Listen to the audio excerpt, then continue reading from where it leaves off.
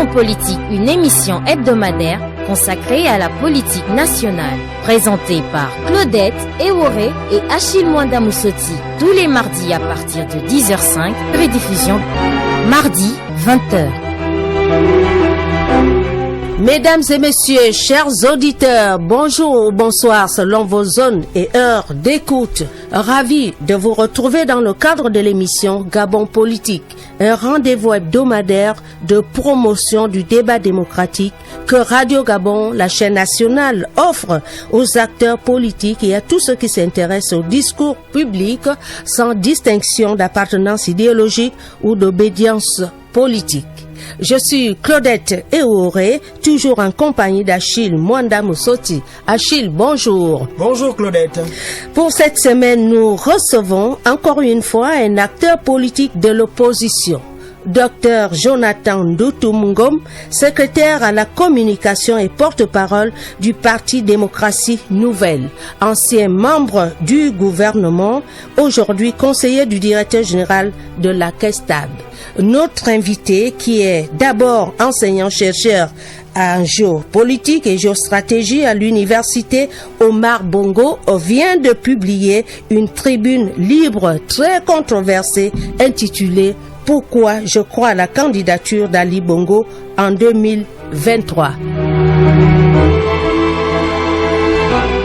Dans cette deuxième partie, notre invité évoque entre autres les enjeux politiques de l'année 2023 dans notre pays. 2023 est considéré comme étant une année d'élection générale au Gabon, si vous voulez bien. Ce n'est un secret pour personne.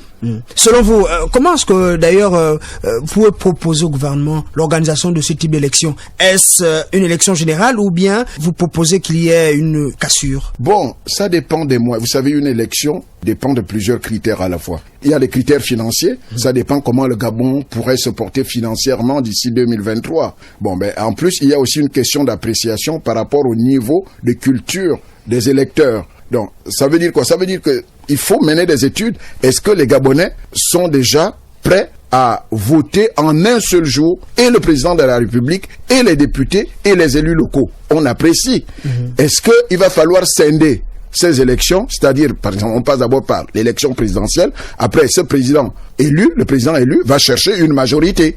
Et donc, il va solliciter le suffrage de ses compatriotes pour accorder à son camp une majorité à l'Assemblée. À ce moment, on organise les élections législatives. Donc, ça dépend de l'appréciation que les différentes instances, notamment la Cour constitutionnelle, le Centre gabonais des élections, le ministère de l'Intérieur, et puis les acteurs politiques aussi. Étant donné que c'est une année d'élection générale, je pense qu'on pourrait peut-être organiser des concertations. Le président de la République et son gouvernement pourraient organiser des concertations pour voir quel est le format à adopter. Moi, je ne peux pas vous le dire automatiquement. Non, c'est la lecture de vous qui êtes spécialiste des questions de stratégie. Moi, je pense que pour éviter tout amalgame, et on sait que les lendemains post-électoraux ont toujours été un peu chahutés, tumultueux. Je pense que il ne serait pas mauvais qu'on procède d'abord à l'élection du président de la République, et une fois le président de la République élu, ce président sollicite les suffrages de ses compatriotes pour obtenir une majorité à l'Assemblée nationale et ainsi que dans les conseils départementaux et municipaux. Monsieur Ndoutoumngom, parlons de la stratégie. Vous qui êtes spécialiste en politique, ce sont des opportunités, ce sont des stratégies. Permettez-moi de vous répéter. L'adhésion au Parti démocratique gabonais fait un peu l'actualité par d'autres membres venus des autres formations politiques. On a vu récemment à Port-Gentil ceux qui viennent de l'opposition et même de la majorité. Si jamais on vous sollicitait de adhérer complètement au PDG, pourquoi rester à côté alors que la maison est grande? Quel serait un peu votre avis? Mais madame, je ne pense pas que nous soyons prêts aujourd'hui à retrouver, à recréer ou bien à créer une espèce de parti unique. Je ne pense pas. Pourquoi tout le monde irait au PDG? Mais je ne vois pas la raison. Il ne s'agit pas de ça, il s'agit des arguments. Moi, je vous donne même des arguments. Les arguments que vous donnez, ça veut dire que c'est le parti au pouvoir qui fait quand même un travail remarquable. Pourquoi ne pas venir à l'intérieur? Dans un système démocratique, il faut qu'il y ait des contre-pouvoirs, madame. Dans un système démocratique, il faut qu'il y ait des contre-pouvoirs. Je ne vois pas la nécessité de faire en sorte que tous les Gabonais aillent au PDG parce que c'est le parti au pouvoir. Le PDG, pour l'instant, c'est le parti au pouvoir. Il gouverne. Mais il faut qu'il y ait des contre-pouvoirs. Il faut qu'il y ait de temps en temps des gens qui disent au PDG, non, ça c'est bien fait. Non, ça ce n'est pas bien fait. On peut faire comme ça. Et moi, je pense que je m'inscris dans cette logique. Et puis, pour l'instant, je me sens à l'aise en tant que membre fondateur de Démocratie Nouvelle. Quoi qu'il arrive, Dr Ndoutoumm Ngom sera Démocratie Nouvelle. Nous prenons acte. C'est vous qui le dites, alors, parlons de ce parti, cette formation politique. Est-ce qu'il est bien implanté dans le département de l'Okano-Minzik? Bon, vous êtes originaire. Je suis originaire du département de l'Okano-Minzik et je puis vous dire, à en juger par le nombre d'élus, la première localité où Démocratie Nouvelle a obtenu un grand nombre d'élus, c'est dans le département d'Untem Abitam. Et la deuxième localité où Démocratie Nouvelle a obtenu des élus, c'est dans le département de l'Okano, à Minzik. Peut-être parce que j'y suis, mais voilà la cartographie pour l'instant, la cartographie politique ou la cartographie d'implantation. Mais vous êtes de Minzik, mais vous avez été battu lors des dernières élections législatives. Oui, mais attendez. Quelles sont peut-être les faiblesses de votre candidature? Les faiblesses de ma candidature, c'est que j'étais peut-être nouveau pour les Minzikois, que peut-être je ne rassurais pas à ce moment-là.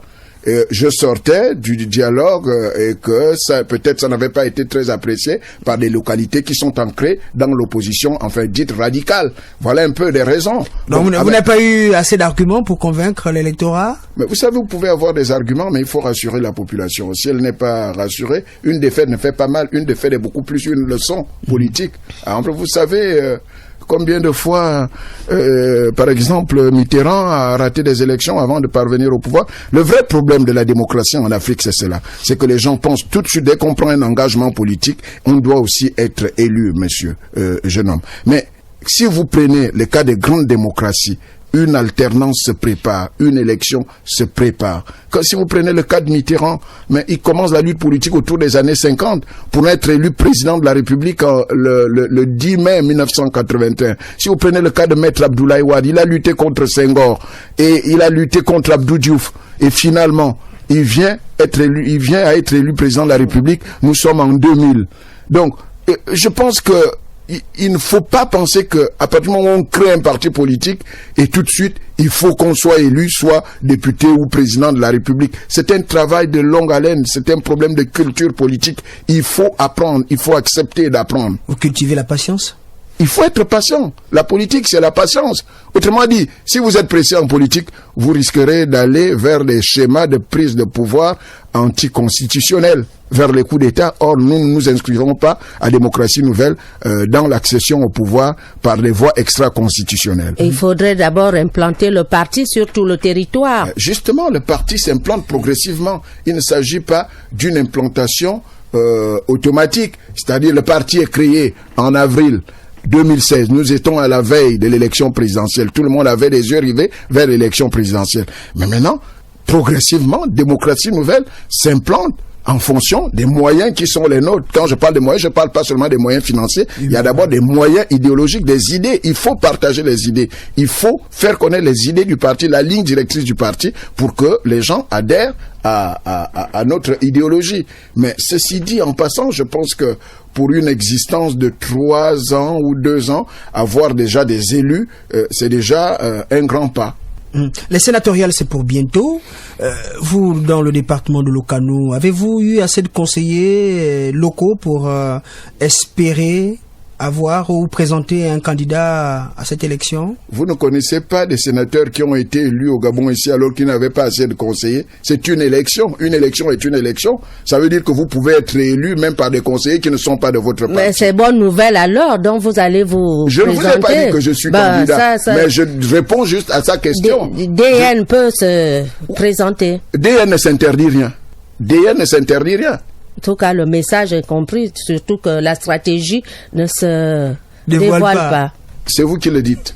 Alors, monsieur le politologue, c'est en tant que politologue que vous êtes ici. En tant que géopolitologue, est-ce que on peut s'attendre à des rebondissements de votre parti?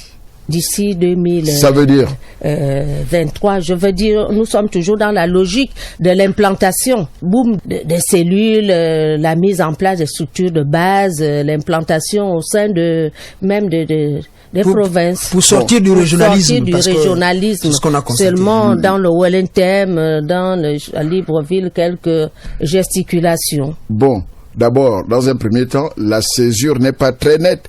À la fois, vous me dites, j'interviens en tant que géopolitologue et vous me posez trop de questions sur mon parti. Il y a des questions sur lesquelles je pourrais pas répondre parce que pour l'instant, il n'y a pas de mandat pour mon parti. Mais je vais quand même y répondre. Oui. Mais on peut pas parler de régionalisme de la part de démocratie nouvelle.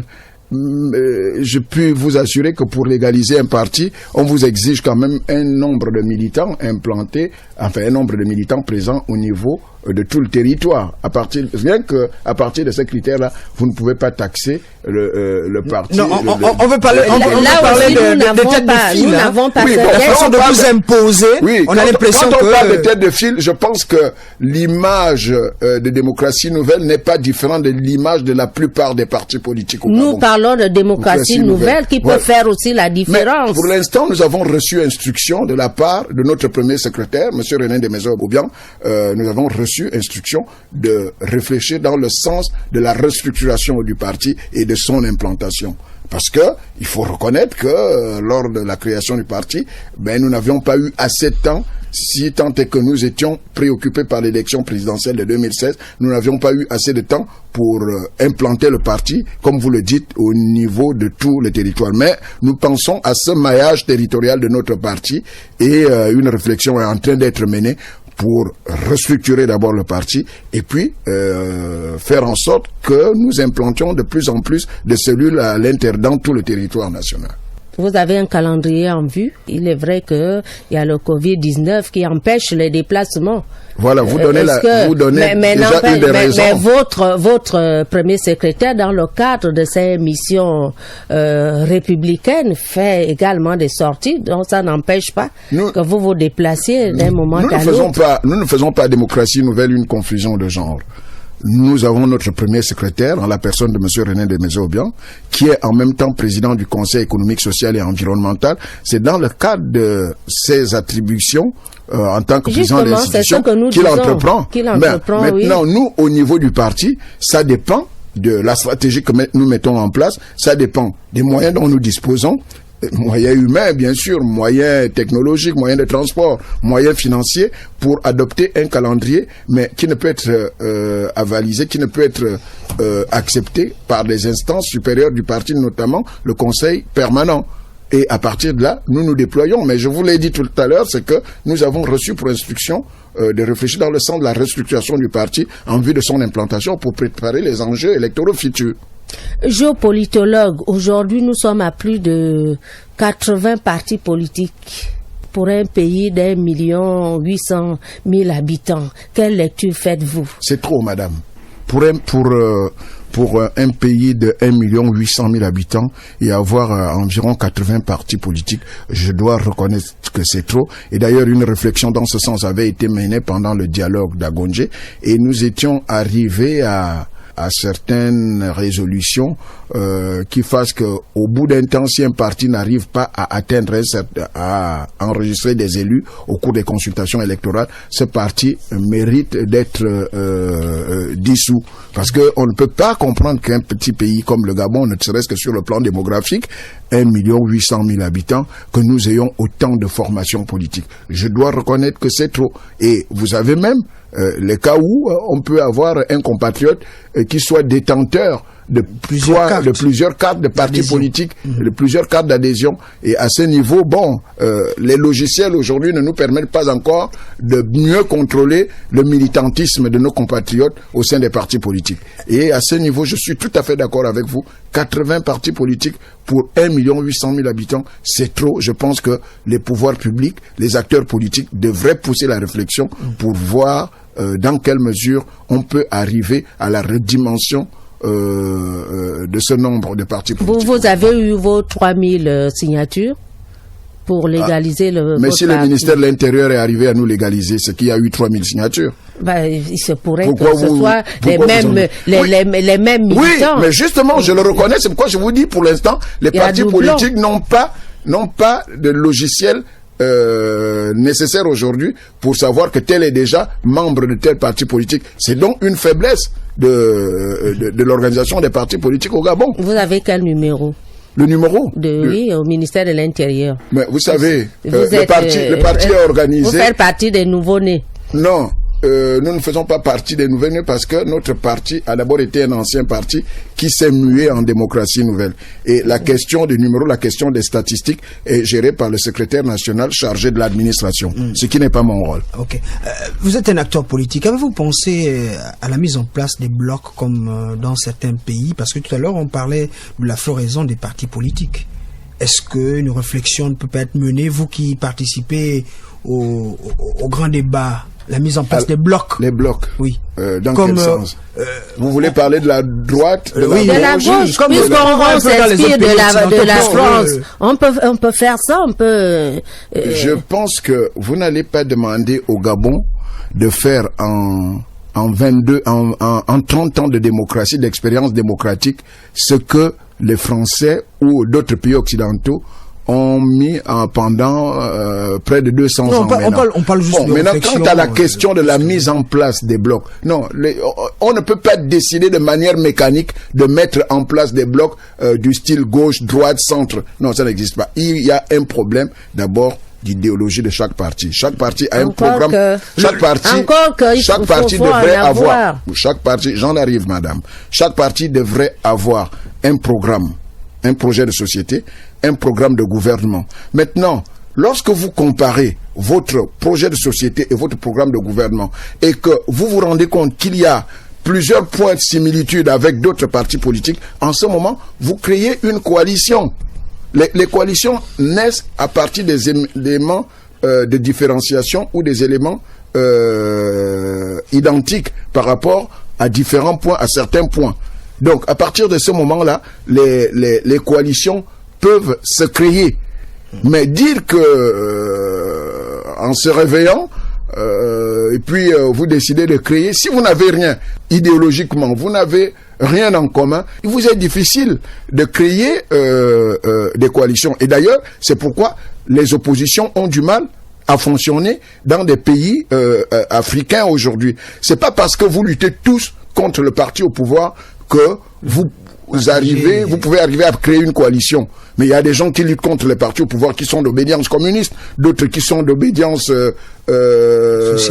socialiste et bien sociodémocrate. Mais vous n'avez rien en commun sur le plan de la démarche politique, même si vous luttez contre le pouvoir en place. Or, les gens ils pensent que parce que on se dit tous de l'opposition, qu'on a forcément des choses à avoir en commun. Mais justement, nous constatons ces oppositions dans l'opposition aujourd'hui. Mais c'est justement à cause de cela.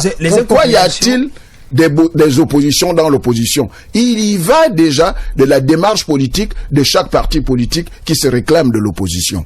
On se réclame de l'opposition parce que on n'est pas d'accord avec le pouvoir en place. Mais ça ne veut pas dire que tous les partis d'opposition ont forcément les mêmes visées idéologiques. Ce n'est pas possible. Mais est-ce qu'il y a véritablement les idéologies dans ce pays? Mais je ne peux pas porter un jugement de valeur sur les autres partis. D'accord. J'estime que quand on crée un parti, on se donne une ligne politique. Je connais au moins la ligne politique de démocratie nouvelle. Rappelez-nous la cette ligne politique. ligne. Mais oui, notre parti politique, c'est que nous disons de l'opposition progressiste, républicaine et démocratique. Ça veut dire que nous excluons toute idée de force dans l'accession au pouvoir. Ça veut dire que nous voulons un panafricanisme au niveau de notre ligne politique. À partir de ce moment-là, nous n'avons pas, par exemple, la même idée que ceux qui pensent que le pays est assiégé, qu'il faut libérer le pays. Mais on libère le pays contre qui? Est-ce qu'il y a eu une invasion au niveau de notre pays? Il n'y a pas d'invasion étrangère pour libérer le pays. On libère le pays contre qui? Contre d'autres compatriotes? Non, nous ne sommes pas d'accord avec cela. Monsieur Tuntum Ngom, on voit bien que le centrisme n'est pas inscrit dans le code électoral au Gabon. Et personne ne se réclame du centrisme ici. Il y a beaucoup de partis qui se disent être centristes, alors que même l'intitulé est révélateur. Oui, c'est une utilisation impropre. C'est une utilisation impropre des concepts politiques. On parle du centre lorsqu'il y a d'abord une gauche et une droite. Mais qui est à gauche au Gabon et qui est à droite au Gabon? On parle de majorité, on parle d'opposition. Non. C'est ce qui est reconnu. Si on est de la majorité et on est de l'opposition, on ne peut pas avoir un centre.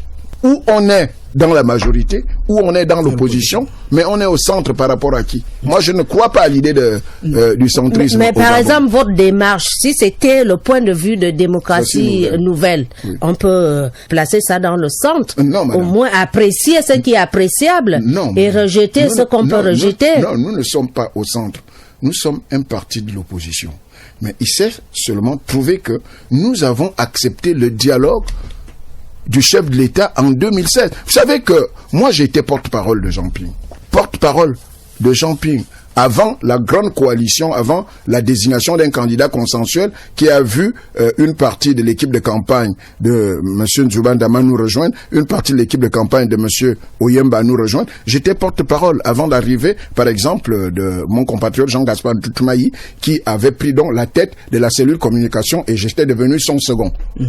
Bien. Mais après l'élection présidentielle, nous avions estimé en son temps qu'à partir du moment où la Cour constitutionnelle avait proclamé les résultats et que le président Ali Bongo était désigné comme vainqueur, pour nous, l'élection était terminée. Le débat était clos. Le débat était clos. Pourquoi? Parce que la Cour constitutionnelle est la plus grande instance en matière en matière juridictionnelle concernant les élections au Gabon. Et à partir du moment où la Cour constitutionnelle a déjà rendu son verdict, il n'y a pas de contestation. Et à partir de ce moment, vous pouvez même contester, mais il n'y a pas, les décisions de la Cour sont sans appel. Pour nous, l'élection présidentielle était terminée. Bon, qu'est-ce qu'il fallait faire? Quelle est la voie qu'il fallait emprunter? La voie de la résistance? Eh bien, ceux qui l'ont emprunté, ils connaissent les résultats aujourd'hui. Mais nous avons dit, le Gabon est plus fort pour les Gabonais que le reste.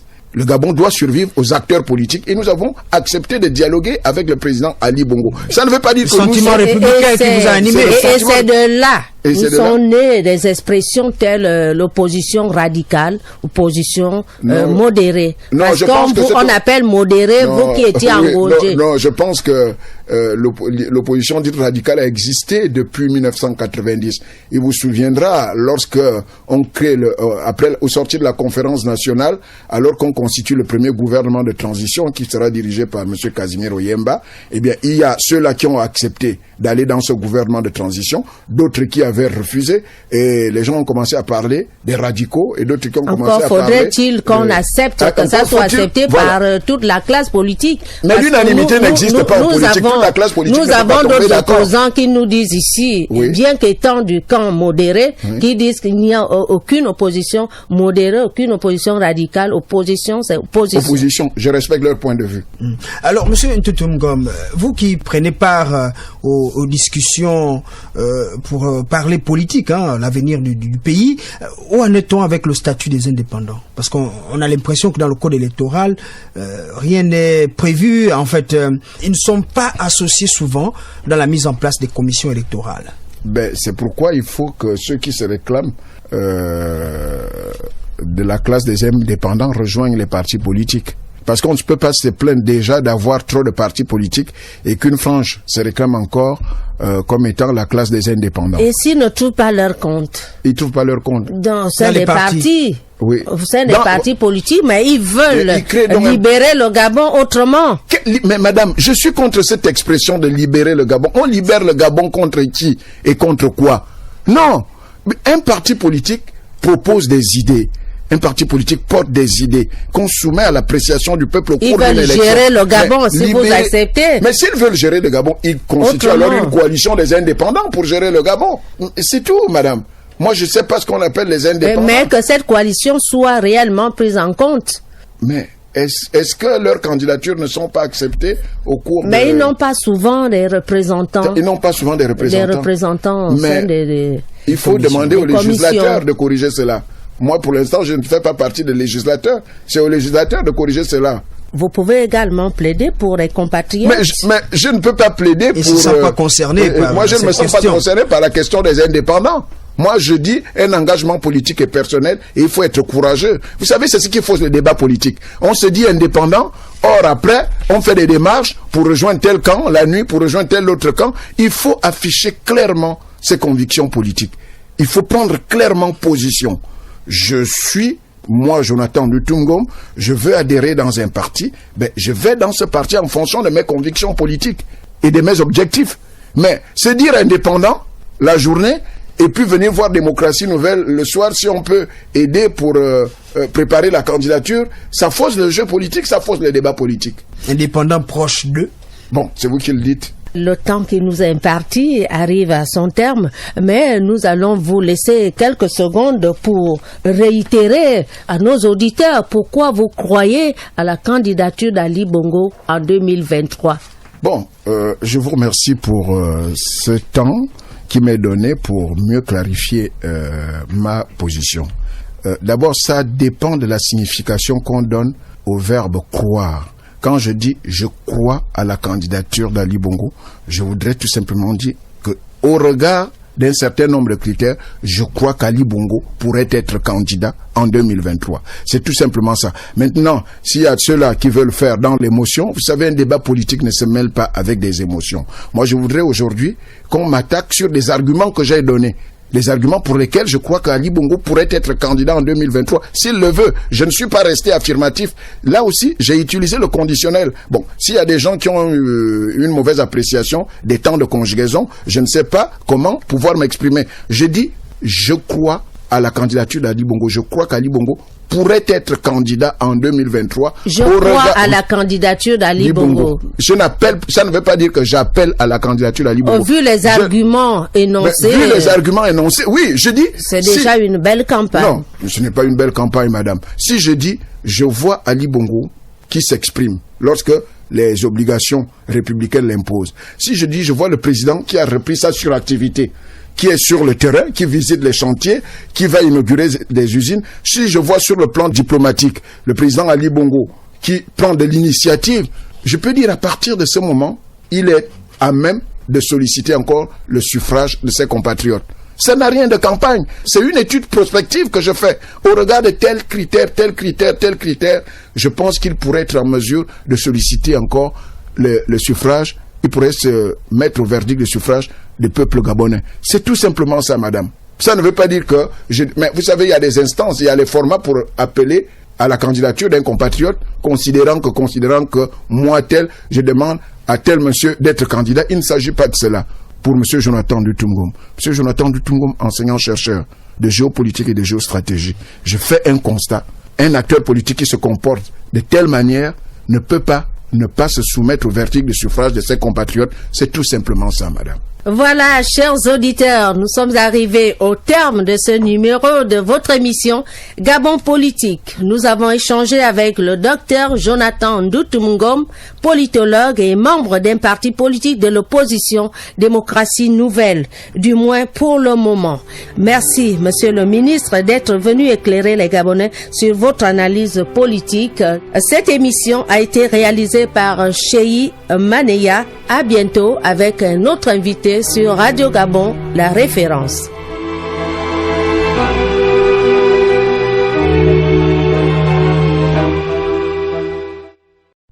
Vous êtes câblé sur Radio Gabon émettant de Libreville, 88.7, 96.5 FM. Où que vous soyez, nous sommes avec vous.